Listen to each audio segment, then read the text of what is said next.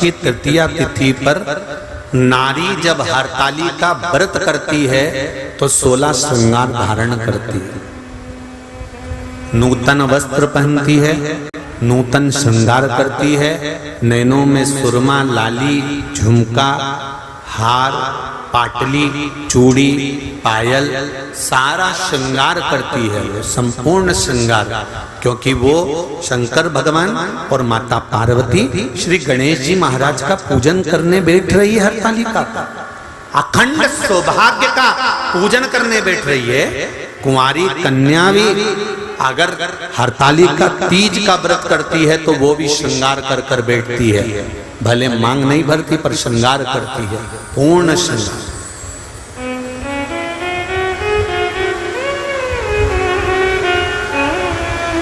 ऐसे वर को क्या वरूं जो जन्मे और मर जाए,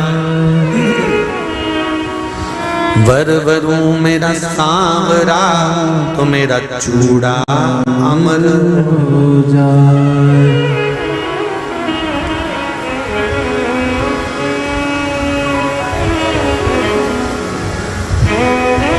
ऐसे वर को क्या जो जन्मे और मर जाए, वर वरू मेरा सांवरा तो मेरा चूड़ा हो जाए। जहां हरतालिका व्रत हो रहा है वहां पर आप घर पर पहली पूजन करने के बाद घर जाकर अपने परिवार को बता देना कि अब मैं रात को बार बार नहीं आ सकूंगी, अब मैं भगवान की आराधना करूंगी, पूजन करूंगी। हाँ, स्नान करने के लिए आई, तैयार होकर तुम मुझे छोड़ आना, फिर मैं पूजन करूंगी वहां। वो हो सकता है आना जाना, पर थोड़ा बैठ कर सत्संग, भजन, कीर्तन, श्री शिवाय नमस्तुभ्यम या पंचाक्षर मंत्र नमः शिवाय, षडाक्षर मंत्र ओम नमः शिवाय, या भगवान का भजन वहां बैठकर करते हैं। क्रोंच गंधर्व ने गड़बड़ी कर दी। मनोमयी ने शंकर जी की आराधना करी, पूजन करी और अपने पति से कहा, स्वामी स्वामी क्या बात है मनोमयी, एक निवेदन करना चाहती हूँ, बोलिए। क्या आप शंकर भगवान का विसर्जन कर कर आ जाएंगे? हाँ, चले जाता हूँ।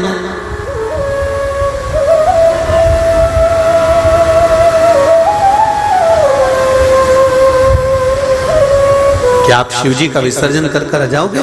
हाँ, चले जाता हूं। पूजन आपने करी है, अर्चना आपने करी है, आराधना आपने करी है, शिव को निमंत्रण देकर आपने बुलाया, तो छोड़कर भी कौन आएगा?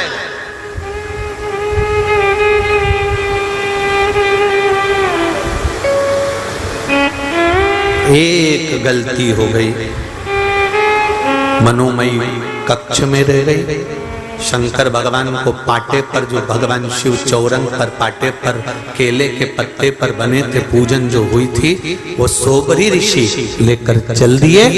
ले जाकर सोबरी ऋषि तो जैसे ही निकले, इतनी देर में जो क्रोंच गंधर्व दुनिया को ज्ञान दे रहा था, जो क्रोंच गंधर्व सबको ज्ञान बांट रहा था, अपने इंद्र के सिंहासन के पास में बैठकर देवताओं के नजदीक रहने के बाद भी वो क्रोंच गंधर्व सही नहीं रह पाया। और सोबरी ऋषि की धर्म पत्नी सुबह सुबह जब माताएं आखिरी पूजन करती है शंकर भगवान की, तो माता पार्वती जी को सिंदूर दान करती है। सिंदूर दान कर कर माताएं अपनी मांग में सिंदूर भरती है। हरतालिका तीज कर आप लोगों को स्मरण होगा, आखिरी पूजन में जब माता पार्वती को सिंदूर का दान दिया, सिंदूर अपनी मांग में भरा, भरकर बस मनोमयी अंदर प्रवेश कर रही थी, इतनी देर में क्रोंच गंधर्व उस घर के अंदर प्रवेश कर गया और दरवाजा उसने बंद कर लिया। द्वार बंद करा, मनोमयी को लगा कि मेरे पति विसर्जन कर कर आए। बहुत ध्यान से सुनना जरा कथा था। कई लोगों का प्रश्न रहता है कि हम गणेश जी बिठाते हैं तो गणेश जी के पास में वो चूहा रहता है, ये कौन था? तो ये हरतालिका की कथा सुन लो, आज मालूम पड़ जाएगा कि वो चूहा कौन था।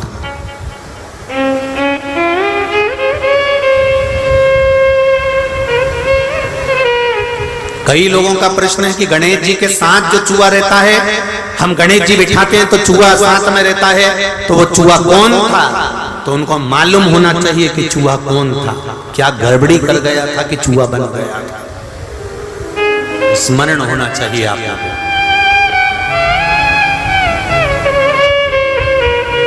मनोमयी को लगा मेरे स्वामी आए, उसको भान नहीं हो पाया कि स्वामी नहीं है, ये तो क्रोंच गंधर्व प्रवेश कर गया। और गलत सोच से, गलत विचार से।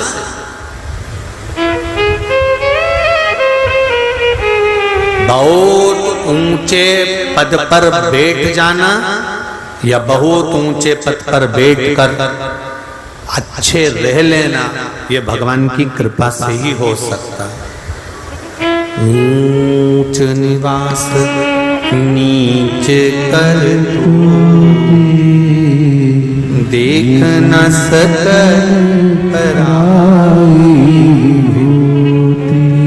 बहुत ऊंची गादी पर बैठ जाओ, बहुत ऊंचे सिंहासन पर बैठ जाओ, बहुत ऊंचे अवधे पर बैठ जाओ, बहुत ऊंचे सिंहासन पर बैठ जाओ, और बैठने के बाद अपनी चित्त, अपनी बुद्धि, अपना विचार, अपनी वाणी, अपनी सोच सही बनाकर रख लेना बहुत कठिन बात।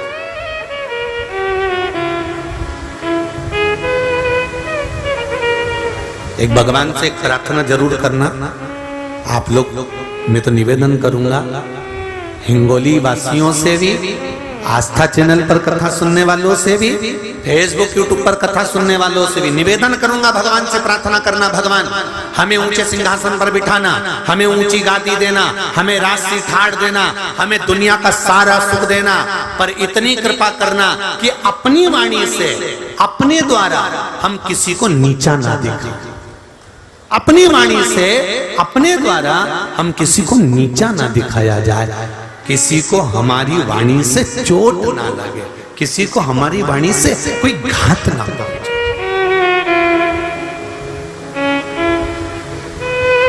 हम कई बार कथा में कहते हैं, आज फिर कह रहे हैं, आपका मन कथा में लगे तो आप कथा सुनो। आपका मन करे कि सियोर वाला महाराज कथा कह रहा है, उसमें कुछ सार तत्व है तो आप सुनो। नहीं है, आपके हाथ में रिमोट है, आप टीवी बंद कर दो। बहुत सारे महाराज आ रहे होंगे, चेंज कर दो तुरंत, बटन ही तो दबाना है, महाराज चेंज, उसमें क्या दिक्कत है? और दिल करे तुम्हारा कि हाँ कथा सुनना है और इसमें से कुछ ग्रहण करना है। कथा में से अगर ग्रहण करा है तो जीवन की सार्थक। एक पत्र में आया, देखिए,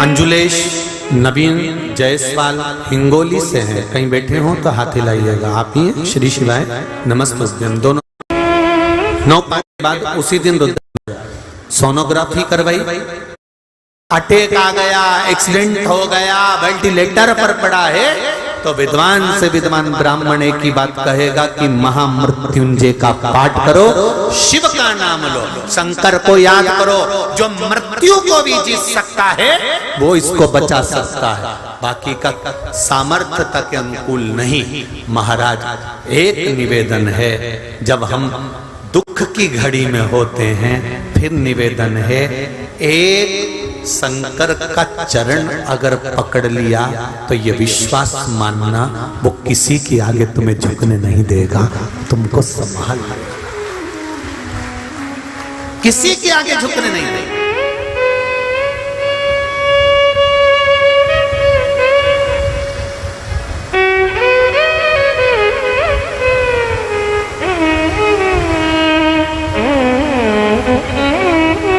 एक पति नौकरी करता था, उसकी नौकरी छूट गई। छूटने के बाद में पति ने एक प्लाट था, प्लाट पर मकान बना लिया कर्जा लेकर, कर्जे वाले प्राण पर प्राण खा रहे, नौकरी अलग छूट गई। पत्र है,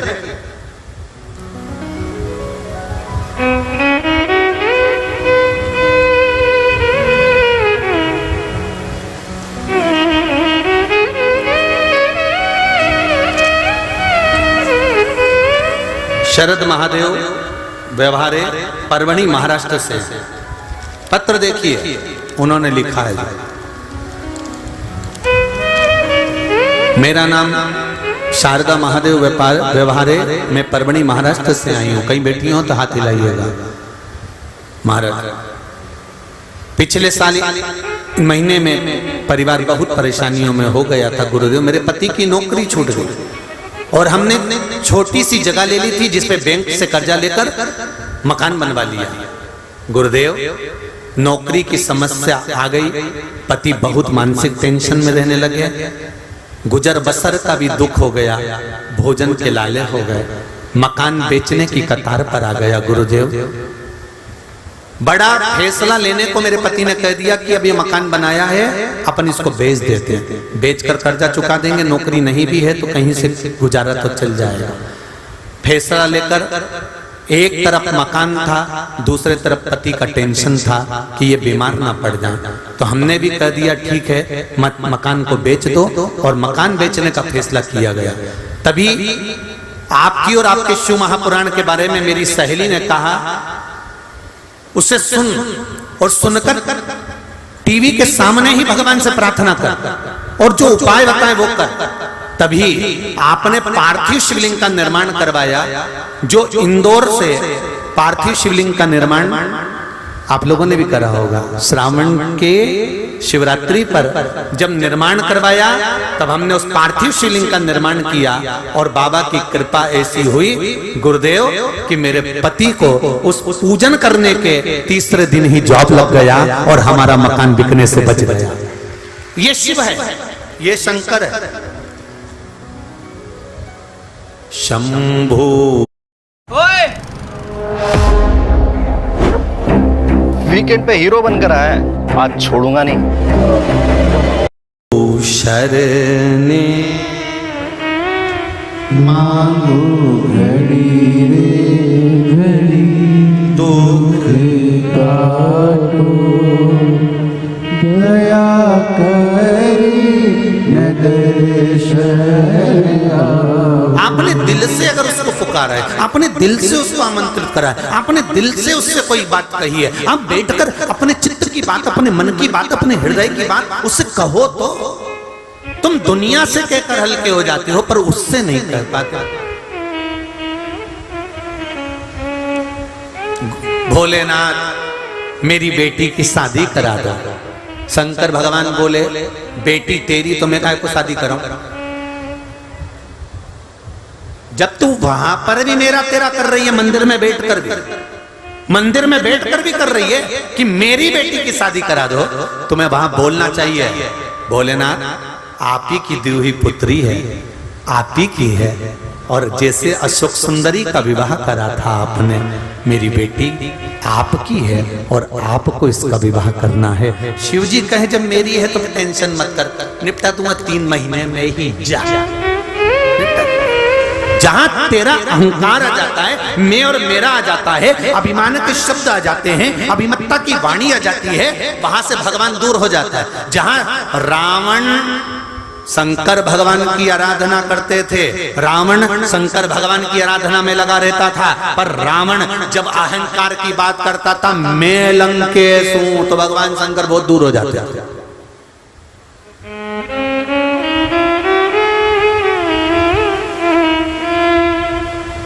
घर मेरा, परिवार मेरा, कुटुंब मेरा, कबीला मेरा। एक सेठ जी हमेशा यही के रोते थे, मेरा परिवार, मेरा परिवार। मुझे इतना चाहता है, इतना कि मैं 1 मिनट नहीं दिखूं तो हमारा घर का लोग मुझे ढूंढने निकल जाता है।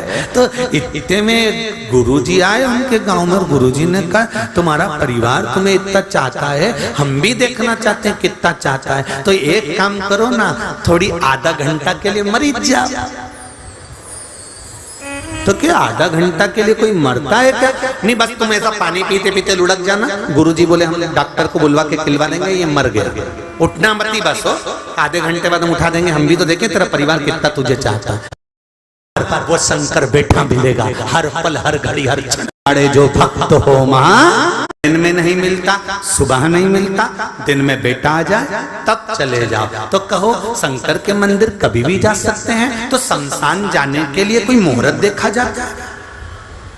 कोई मर गया तो तुमने कभी सुना? पंडित जी को पंचांग में देखो जरा, हमारे दादाजी मर गए, इनको कितनी बजे ले जाए, जरा देख के बता। शमशान जाने का मुहूर्त नहीं होता, शंकर भगवान के दरवाजे पर जाने का कोई मुहूर्त नहीं होता। शिव जी कहते हैं जिंदगी भर मुहूर्त देखने वाला भी अंत में बिना मुहूर्त के चला जाता है। कोई मुहूर्त शंकर के पास का नहीं होता। शंकर तो अड़भंग बैठा है, कैलाश पर्वत में दरवाजा नहीं है। तुमने कभी सुना कि कैलाश पे दरवाजा, इधर से जाना दरवाजा है, उधर से जाना? भगवान के बैकुंठ में दरवाजा है, इंद्र लोक में दरवाजा है, ब्रह्म लोक में दरवाजा है, सारे लोक में दरवाजा मिलेगा, गौलोक में दरवाजा मिलेगा, पर